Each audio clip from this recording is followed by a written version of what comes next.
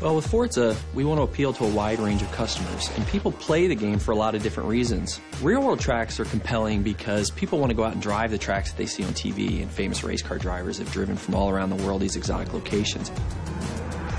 Hockenheim in particular was a great opportunity for us to get a track in Germany and have some balance across Europe.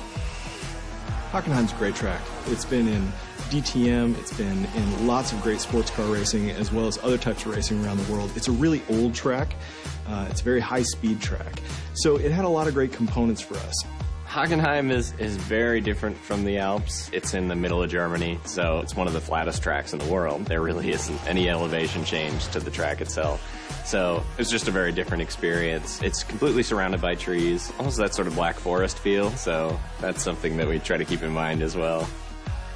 Last year, Turnton Studios traveled to Germany to capture the track to bring it to life in Forza Motorsport 4.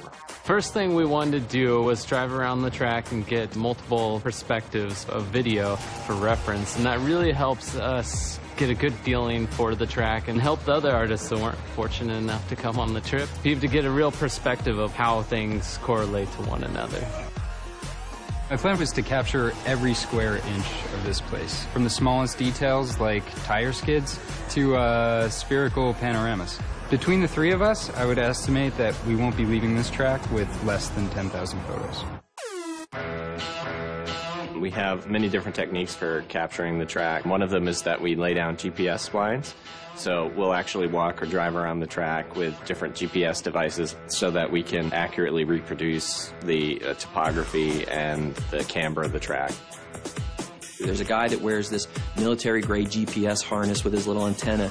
It's sub-centimeter accurate on the horizontal and it's sub-foot accurate on the vertical. And he walks the edges of the tracks. The poor guy that has this has to walk the inner and outer loops of this circuit and then get the outer barrier so that we get the exact information of where the ribbon goes, where the curbing is, where the walls are, all the structures. Everything is inch perfect where this stuff exists, all the camber angles in the corners. Generally, the process for creating a track tends to be the same for all tracks. There'll be slight differences between real-world and fictional tracks. But the first thing we say is, what is the feel for this track? What are we trying to impart to the player? When it comes to real-world tracks, we want to make them as accurate as possible. Hockenheim in particular, that comes down to the Mercedes grandstand. There's a grandstand there that's shaped like a giant C, and it dominates the entire track. It's almost like a monument to the area itself. So we put a lot of detail into it. When you do look at it, it just has this sense of presence. When we feel this is really solid, we move on to the next stage, which is your refine phase, and we start doing our textures. Basically, everything is there and to a level that we would consider shippable, but may not have that extra level of sparkle that we want it to.